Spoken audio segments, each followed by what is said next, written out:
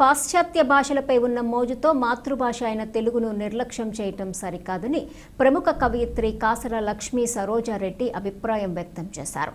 తెలుగు భాషా దినోత్సవం పురస్కరించుకొని అమృత భాష అనే శీర్షికతో సరోజారెడ్డి ఒక కవితను రచించారు. ఈ సందర్భంగా ఆమె మీడియాతో మాట్లాడుతూ తెలుగు భాషా దినోత్సవం యొక్క ప్రాముఖ్యతను వివరించారు.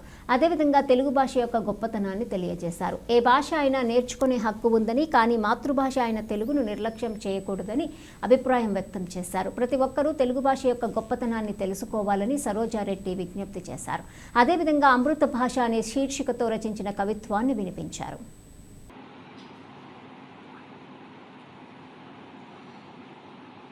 అందరికీ తెలుగు భాషా దినోత్సవ శుభాకాంక్షలండి. ఈరోజు గిడుగు రామమూర్తి పంతులు గారి జన్మదినం. ఆయన జన్మదినాన్ని ఎందుకంటే వ్యావహారిక భాషలో రచనలు సాగాలని చెప్పేసి తెలుగు కోసం ఎంతగానో కృషి చేసినటువంటి వ్యక్తి. ఈ రోజున మనం తెలుగు భాషా దినోత్సవంగా జరుపుకుంటూ ఉంటాము.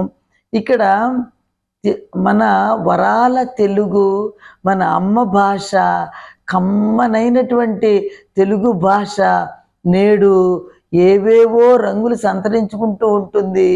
కాస్త కనుమరుగైపోతుందా అనే భయం కూడా అనిపిస్తూ ఉంది.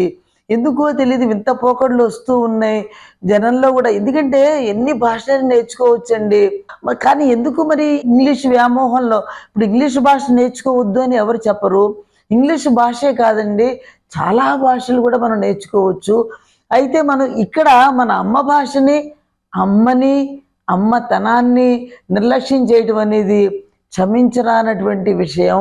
ఎందుకంటే తెలుగులో ఎంతెంత సొబగులు, ఎన్ని సొబగులు ఉన్నాయి, ఎంతటి మంచి కవిత్వం ఉంది, ఎంతటి అలంకారాలు ఉన్నాయి. అదేవిధంగా ఆ వ్యాకరణాంశాలు కావచ్చు, ఇవన్నీ కలిపి తెలుగును ఒక అందమైన భాషగా మనం ఎప్పుడు అనుకుంటూ ఉంటాం. అదేమో ఈరోజు పాశ్చాత్య వ్యామోహంలో దాని రూపురేఖలను కోల్పోతుందేమో అనిపిస్తుంది. మనం ఇక్కడ అమ్మ భాషను ఎప్పుడు కూడా మనం అలక్ష్యం చేయకూడదు. నేను ఆ సందర్భంగా నేను రాసుకున్నటువంటి ఒక కవితను మీ ముందు ఉంచుతానండి. దాని శీర్షిక అమృత భాష.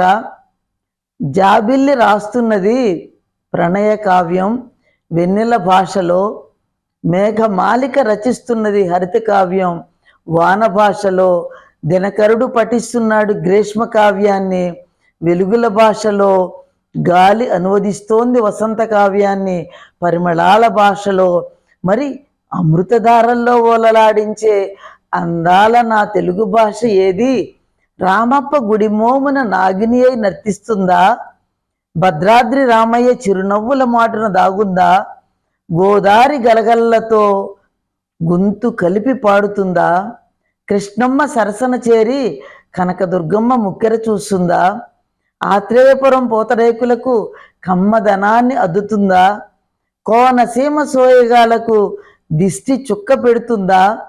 అరకు లోయ అందాలకు మైమరిచిపోయిందా?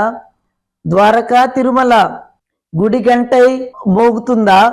అమ్మలాంటి తెలుగు భాషకు హారతులిద్దాం రండి, జగతిలోన సాటి లేని మేటి భాష అని నన్నయ తిక్కన ఎర్రనలు గురజాడ తిలక్ శ్రీశ్రీల అక్షర సుమాల మాలలల్లి భాషామ తల్లి గళసీమను అలంకరిద్దాము.